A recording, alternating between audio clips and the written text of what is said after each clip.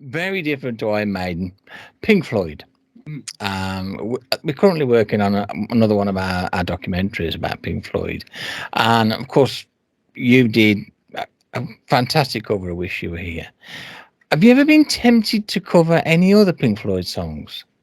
Oh, that's funny that you mentioned that. Is after we recorded that "Welcome to the Machine" thing, Mm. one of the first shows that we did, and I have some video of it somewhere. I don't think it turned out that great, but we did a show, and I said, you know what, I want to form a Pink Floyd tribute in the vein Wow. to the Machine cover that we did, and we called it Rock Floyd. And so it was kind of like heavier, rocked up versions Mm. of Pink Floyd songs, and that's probably it's definitely in my trifecta of favorite bands. Pink Floyd is Pink Floyd Animals in particular is probably my second favorite album of all time. I could go on and on about Pink Floyd. I love Pink Floyd. Feel free. Were they an inspiration to you musically, and you were sort of growing up and you was hearing all these progressive rock albums? Were they sort of there in your musical psyche, as it were? Well, it's an interesting thing. I used to go to Chicago every summer and stay with my uncle from the time I was 10 years old. And my uncle is an old Vietnam War vet, and kind of group came up through the 60s, and he saw all the great bands live, and he was telling me this story about he and his buddies were sitting around one night watching TV, partying, and this show comes on called An Evening with Pink Floyd, and they looked at each other and they were like, what's a Pink Floyd? and they watched this show, and it's the typical, our minds were blown. Next day we had a friend that was working at a local record store, and we went in, talked to her, and she said, oh, the Pink Floyd is coming, and I've got tickets for you guys. And so he said that from that first time seeing them, they never missed them. They saw them all the way up through 77, I think, was the last time they toured in the States. But so he had all the albums, and I still have a vivid memory of staying up probably later than I ever stayed up, till about 3 or 4 o'clock in the morning, of him telling me these stories, playing me Dark Side of the Moon, and just being fascinated with these albums, and not having very many pictures of the actual band themselves. They were always very much of the mind of, hey, our faces don't matter. It's our music. It's our imagery, and just the aesthetic of what we're doing. That is what we want to get across. And of course, one of my uncle's friends that he was talking about, I was talking to him, and he started quoting me the lyrics to Time. And I remember, I'm probably 12, 13 years old at that point, and just like, well, I gotta immerse myself in this guy's lyrics, and going down that rabbit hole was just so fascinating. Just such a huge impact. Like, I still to this day regard Roger Waters as definitely one of the best rock lyricists of all time. Just a phenomenal writer. The way he was able to distill things into such a fine point that was just line for line, full of profundity. And then, of course, the thing that really made it work for me was Roger Waters had all of this substance. He was the conceptual artist for the band, but the guy that really sold it was David Gilmour. David Gilmour was considered, it's like you had Waters was the substance, Gilmour was the Gilmour had, like, everybody always talks about his guitar playing, which is absolutely, he's one of the best, but I always loved his singing. He was a huge influence on me vocally. Like, definitely one of my favorite singers of all time. And I love that British style of singing, like guys like him and Greg Lake of Emerson Lake, where they have just a very everyman quality to their voice, but the melodic sense is just so captivating. So David Gilmour, it's what made Pink Floyd work, was a guy like that singing and playing guitar to the songs that Roger Waters was writing. And a lot of people forget that Roger Waters wrote pretty much everything. He did, yeah.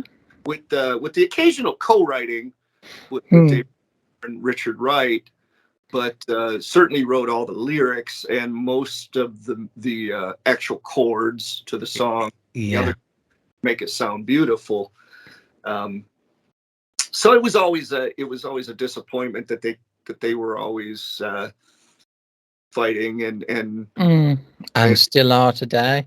Yeah, it's just a shame, because you imagine what could have been, and of course a lot of people are fans of the post Water years, and there's some good stuff there, but the best to me is that streak of albums of starting with Wish You Were Here, or Dark Side of the Moon, to the Wall, is phenomenal. And the Sid Barrett to a degree too. There's a tendency for people to being in one camp or another when it comes to that. I love the Sid stuff as well. It's different. It's a completely different band.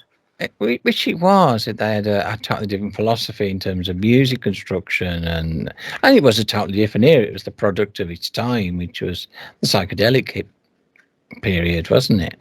Yeah, absolutely. Well, I'm glad you brought up the Dark Side of the Moon, because this is what we're doing this documentary about this time, and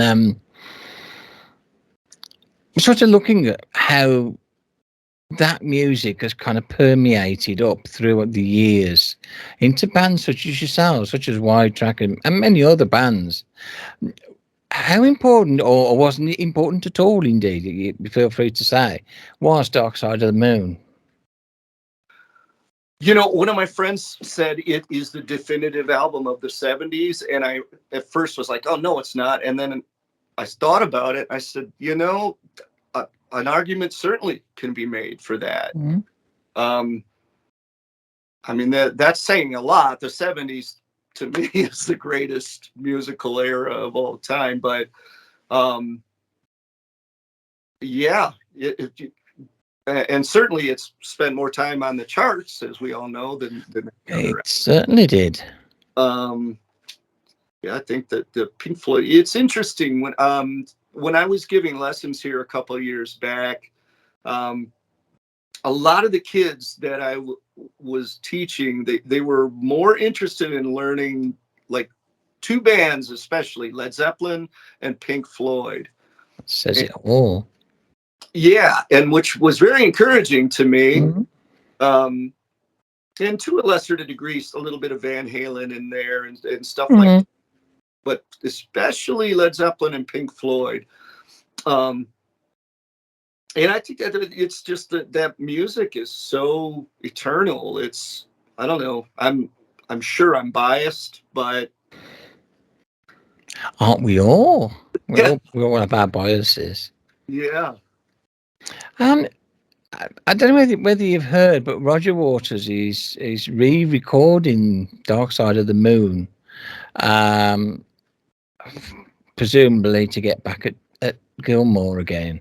How do you feel about that? Do you think it's something that should be left as it is and not messed around, or do you think Roger has a right to re-record it in his own image, as it were?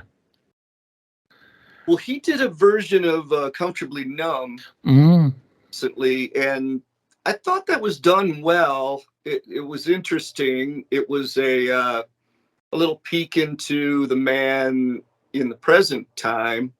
But I had talked to when I saw the the news that he was doing this, I called my friend Brian, who was the guy that played guitar on our Welcome to the Machine recording. We both are the biggest Pink Floyd geeks that each other know. So we were immediately, and he said, he put it well. He said, I just think to myself, why do you need to do that? It seems, and Roger Waters wrote a news thing here recently, a news release where he was explaining, hey, this is not to replace the original. I think, all due respect to my former bandmates, how could anything I do now ever even hold a candle to that? So he's very reverent towards their body of work. And he, as much as they fight now, he has even recently defended. He did indeed. His respect for David Gilmour. And I think he's just, hey, I've got a different take on it now. Here's what I'm doing. But I still think it's like, well, I don't know. It doesn't make a lot of sense in terms of adding to their legacy. But I don't know. Yeah, I guess it's interesting. I thought that, as I said, I thought that Comfortably Numb cover that he did recently was not, it had a novelty about it. But I don't know. I'm going to put you on the spot once more because I want you to think of your favorite song from Pink Floyd, and we'll play it on this week's Friday Rock Show. Oh, that's Dogs. Oh, that was easy. Yeah, that's a no-brainer. I think Ron wants dogs. Sorry, I interrupted you. Many people wouldn't have said that. I think that album gets sorely overlooked. It does. It's, I mean, I understand it. You're talking The Wall, Wish You Were Here, and Dark Side of the Moon are the other three from that period. But it's definitely it's a dark album. It's very dark. Album where the real venom of Roger Waters was apparent, and then of course on The Wall that was taken to a whole new level. But yeah. And you've got on Wish You Were Here, I think Have a Cigar has a little bit of that sarcastic Waters thing that hadn't existed up to that point. But yeah, Animals just has a I think I had read somewhere that it was an answer to the punk movement. It was, yeah. And so they wanted to get some aggression out, and plus, whatever what was going on in their lives at the time, I'm sure fed into that as well. But yeah, that's of course. I was reading David Gilmour said that his favorite Pink Floyd album is Wish You Were Here. And I think definitely a case could be made for any of those, the Wish You Were Here, Dark Side of the Moon, or The Wall, where just in terms of mainstream impact, which one would you say? I don't know. They're all great, but that's where I think that Animals gets a little overshadowed. But just for personal musical taste, that's the one that really does it for me. Then that's the one we should play. I know we'll enjoy playing because that's one of my favorites as well.